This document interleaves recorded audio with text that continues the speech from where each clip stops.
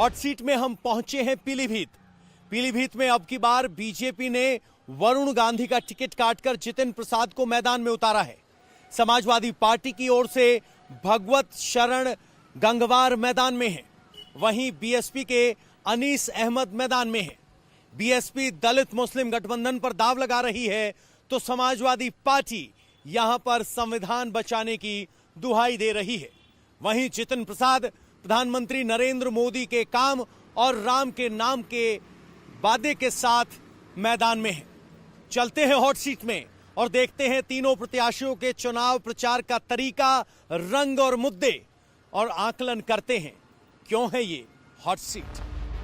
पीलीभीत की इस बार हवा बदली बदली सी है। इस बार न मेनका है न वरुण है, मैदान में मोदी के जितिन है। पीलीभीत की सियासत का सबसे बड़ा ट्विस्ट इस बार यही है।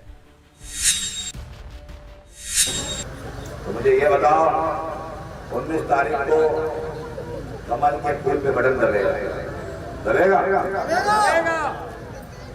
नाश्ता नहीं किया ना? दम नहीं है क्या? महिलाएं पंखे में गर्मी बनाएंगी क्या? 19 तारीख को कमल के फूल पे बटन दबेगा? भारत माता की और जोर लगाना पड़ेगा। 19 तारीख को कमल के फूल पे बटन दबेगा? अब मालूम 1989 के चुनाव के बाद पीलीभीत में जनता दल की कैंडिडेट के तौर पर मेनका गांधी पहली बार सांसद बनी। फिर वो निर्दलीय और बाद में बीजेपी के टिकट पर चुनाव लड़ती रहीं। मेनका पीलीभीत सीट से 6 बार सांसद बनी। वो यहां से 2 बार जनता दल, 2 बार बतौर निर्दलीय और 2 बार बीजेपी के टिकट पर चुनाव जीतने में कामयाब रही। फिर वरुण गांधी भी यहां से 2 बार लोकसभा जीते। इस बार वरुण गांधी को टिकट नहीं मिला तो पीलीभीत का ये बड़ा सियासी मैटर भी बन गया। कहा जाने लगा कि वरुण नाराज हैं, बड़ा नुकसान हो सकता है, और वो सीन से गायब भी हो गए हैं। न वो मोदी के मंच पर दिखे, न जितिन प्रसाद के साथ प्रचार में। एक सवाल, वरुण गांधी का टिकट काट के आपको टिकट मिला, वरुण का सहयोग मिल रहा है। पहले मेनका गांधी भी यहाँ से सांसद रही, वरुण और मेनका का एक लंबा एसोसिएशन रहा था, उनका सहयोग कितना मिल रहा है? ऐसा है, हम सब लोग पार्टी के अनुशासित समर्पित कार्यकर्ता हैं। पार्टी विभिन्न मुद्दों को देखते हुए, विभिन्न पहलुओं को देखते हुए निर्णय लेती है, और जब पार्टी निर्णय ले लेती है तो सबको मान्य होता है और सभी पार्टी के आदेशों का पालन करते हैं। ये बात तो सही है, बीजेपी में पार्टी की लाइन ही खाता और बही है। मेनका गांधी भी सुल्तानपुर चुनाव जाकर लड़ रही हैं, वरुण पर वो भी पार्टी के आदेश की ही बात कर रही हैं। रही बात जितिन प्रसाद की, तो दिल्ली से मोदी और लखनऊ से योगी की कृपा उन पर बनी हुई है।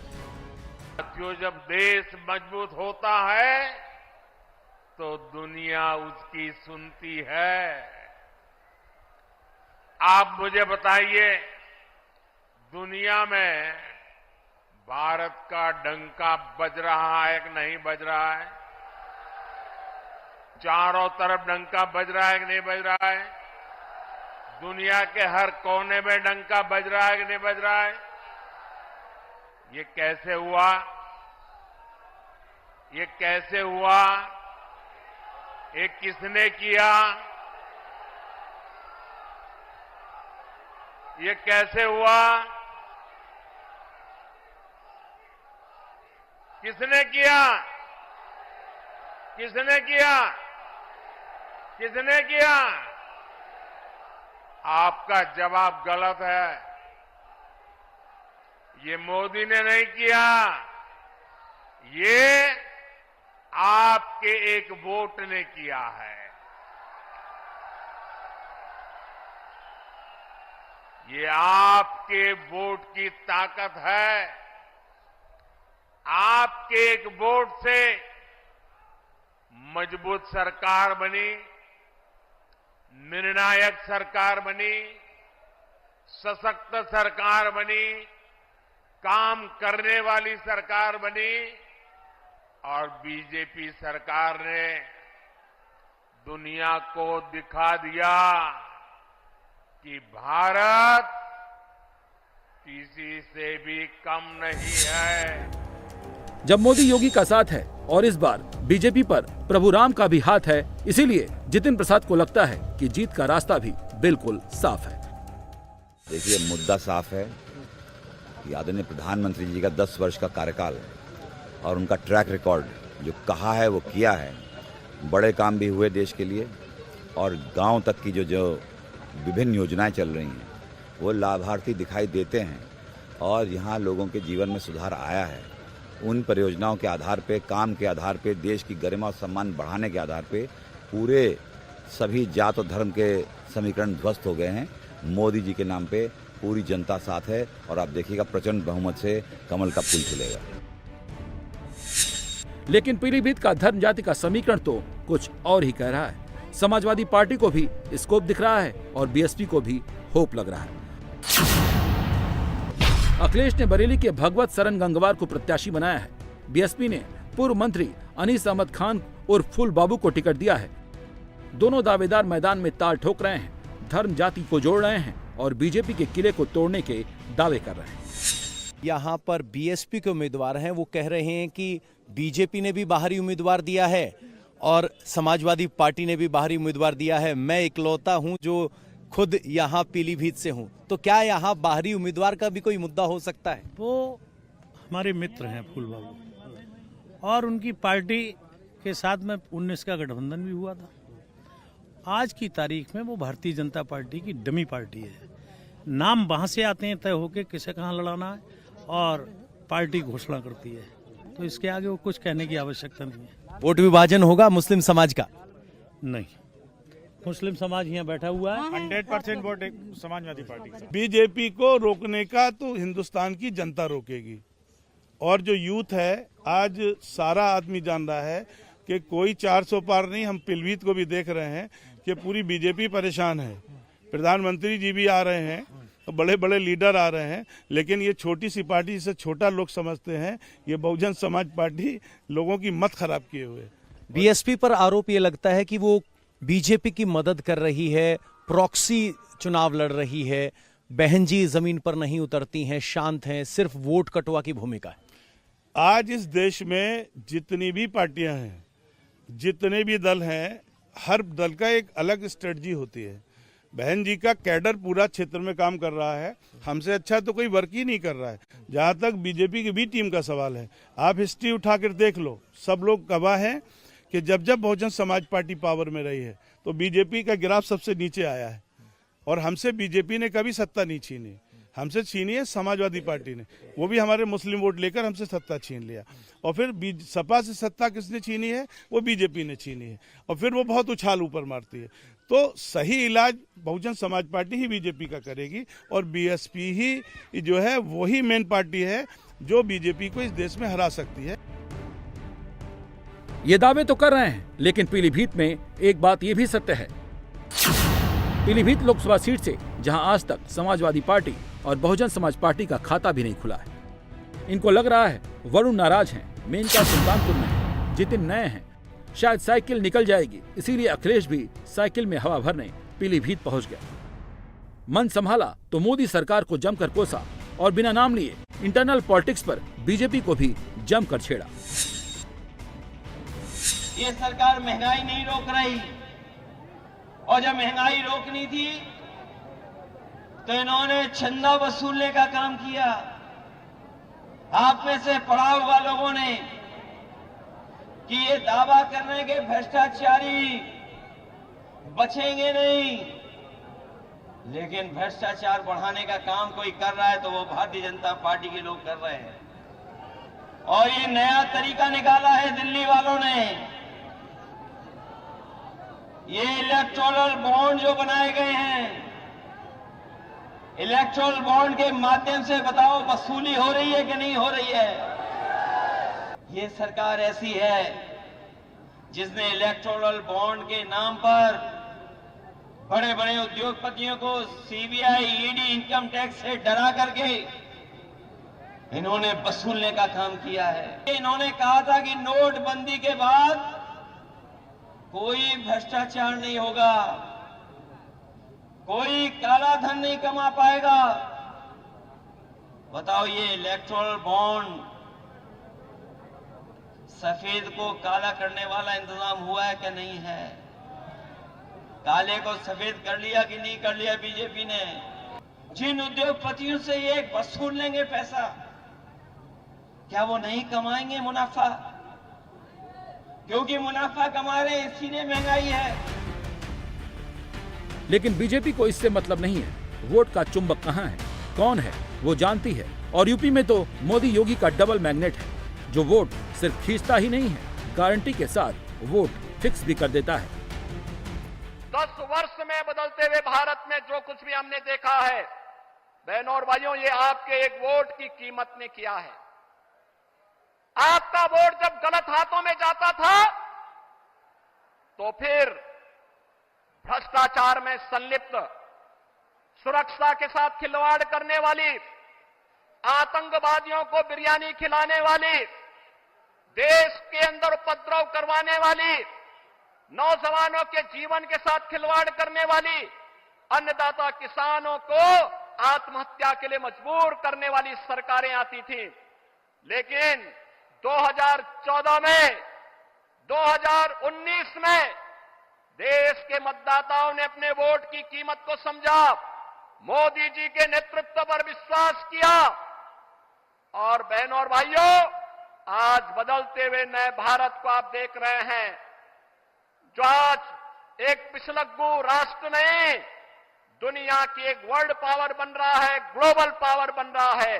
विकसित भारत की संकल्पना को साकार करने के लिए भारतीय जनता पार्टी ने पीलीभीत में जितिन प्रसाद जी को अपना प्रत्याशी बना करके उतारा है। समाजवादी पार्टी के प्रत्याशी भगवत शरण गंगवार नुक्कड़ सभाएं कर रहे हैं, वोट मांग रहे हैं, महंगाई, बेरोजगारी, पेपर लीक और टाइगर के हमलों को उठा रहे हैं। साथ ही जीत का फार्मूला पीडीए को बता रहे हैं, जिसमें सबसे ज्यादा भरोसा मुस्लिम वोटरों पर जता रहे हैं। पीलीभीत में सबसे बड़ी आबादी मुसलमानों की है, जिनकी संख्या करीब 5 लाख है, जबकि लोध वोटर्स 4,35,000 हैं। कुर्मी समाज वाले गंगवार वोटर्स भी 2,15,000 हैं, मौर्य 70,000, पासी 72,000 और जाटव 65,000 हैं। इसके अलावा बंगाली 50,000, ब्राह्मण 50,000, सिख 45,000 और कश्यप भी 40,000 हैं, जबकि अन्य 1,25,000 वोटर्स में भुर्जी, बढ़ई, धोबी, ठाकुर, नाई, यादव, बनिया और कायस्थ हैं। ये ऐसा है, ये 14 से जब से मोदी साहब आए हैं, ये जुमलेबाजी जब करते हैं तो लोग सच मान लेते हैं कि 2 करोड़ लोगों को नौकरी मिल जाएगी, लेकिन नौकरी नहीं मिली एक आदमी को। तो ये जो झूठ बोलने की जो परंपरा है, लोगों को बरगला के वोट लेने की बात है, तो इसलिए सब नाराज हैं। तो क्या आपकी बार पीलीभीत में आप बदलाव कर पाने में कामयाब होंगे? अब ये तो आप कब से हैं यहाँ?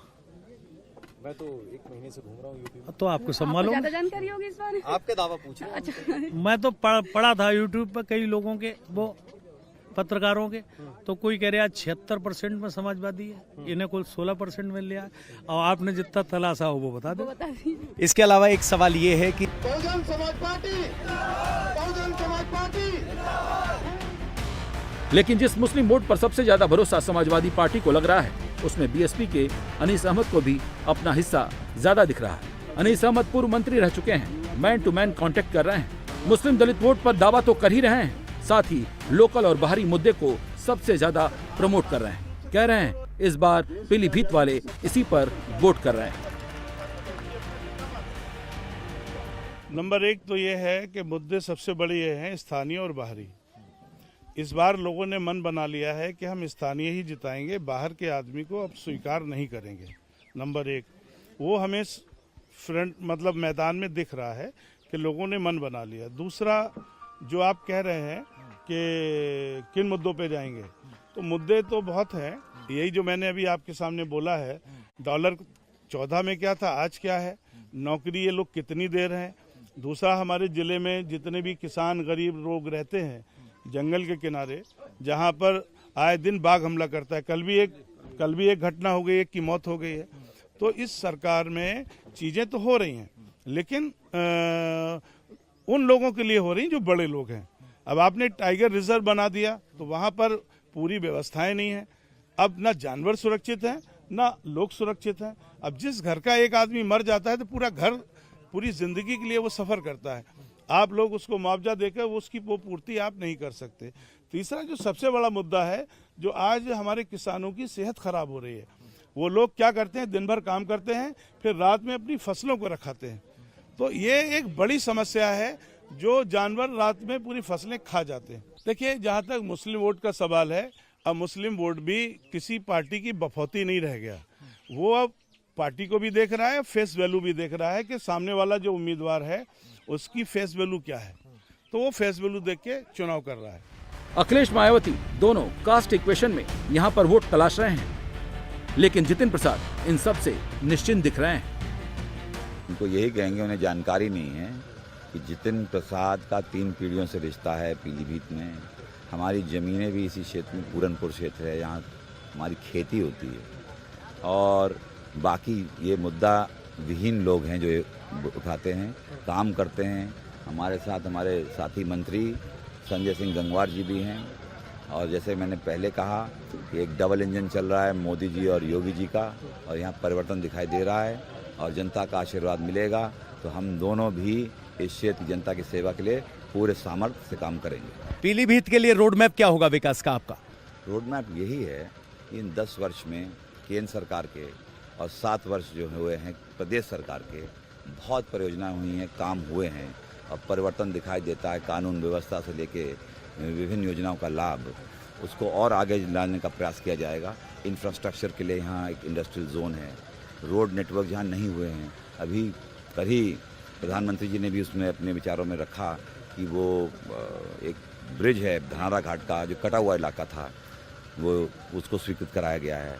तो इंफ्रास्ट्रक्चर, किसान खेती के लिए गन्ना, गेहूं, धान के पेमेंट प्रॉब्लम्स, खरीद, MSP, तमाम ऐसी चीज़ें हैं। पर्यटन है, और एक और मुख्य मुद्दा है कि यहाँ कुछ गांव प्रभावित हैं एनिमल मैन कॉन्फ्लिक्ट, जिससे काफ़ी परेशानी होती है हमारे गांव के। उनके लिए प्राथमिकता पे रख के इलेक्ट्रिकल फेंसिंग वगैरह करा के पहली प्रायोरिटी होगी बिल्कुल, ताकि जो लोग असुरक्षित हैं टाइगर की वजह से, उनको बिल्कुल 100% सुरक्षा मिले। वादों और दावों के पत्ते तो खूब फेंके जा रहे हैं, लेकिन पीलीभीत वाले किधर जा रहे हैं?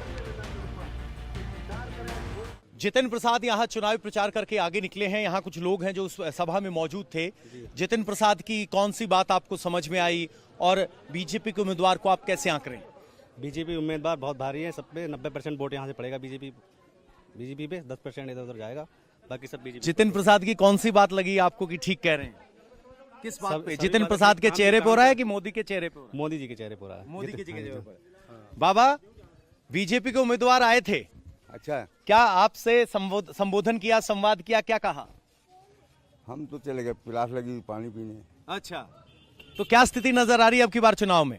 क्या मालूम, पब्लिक जाना है, हम बाबा आदमी, हम भगवान हो, हमसे क्या मतलब? हमसे क्या मतलब? तो भगवान तो सब जानते हैं, सर्वज्ञाता हैं। आप बताओ, आपको क्या लग रहा है तस्वीर? भगवान जो करेंगे वही होगा। अच्छा, कौन कौन से उम्मीदवार है, किस उम्मीदवार में अब की बार दम लग रहा है? और जो उम्मीदवार कमल के फूल में है। कमल के फूल में 100%, 80% वोट कमल का जाएगा यहाँ। 80% वोट कमल का 80% जाएगा। एक तरफा। और जितिन प्रसाद जाता है। जितिन प्रसाद की कौन सी बात याद रही, कौन सी बात अच्छी लगी? नहीं, वो विकास के मुद्दों की बात कर रहे हैं, तो विकास उम्मीद है हमें, उससे आशा है कि विकास करेंगे। तब इस बार सबसे अच्छा एक मुद्दा ये लगा कि विधायक और सांसद दोनों एक ही मंच पे हैं। मुझे लगता है कि इस बात से भी कहीं ना कहीं विकास होगा पीलीभीत का। अच्छा। आज तक क्या था, एक दूसरे की टांग खिंचाई थी। भारतीय जनता पार्टी के कार्यकर्ता 2 पार्टियों के बीच में पिस रहा था। लेकिन मुझे देखिए, सांसद जी, चूंकि हम भारतीय जनता पार्टी से के सपोर्टर हैं, अगर सांसद जी को ये पता चलता है कि हम विधायक जी के व्यक्ति हैं, तो सांसद जी का कहर हम पर टूटता है। अच्छा। तो ये बात मुझे लगता है कि आज दोनों एक मंच पर देख करके हो सकता है भारतीय जनता पार्टी की पीलीभीत में एक नया उदय हो। अच्छा।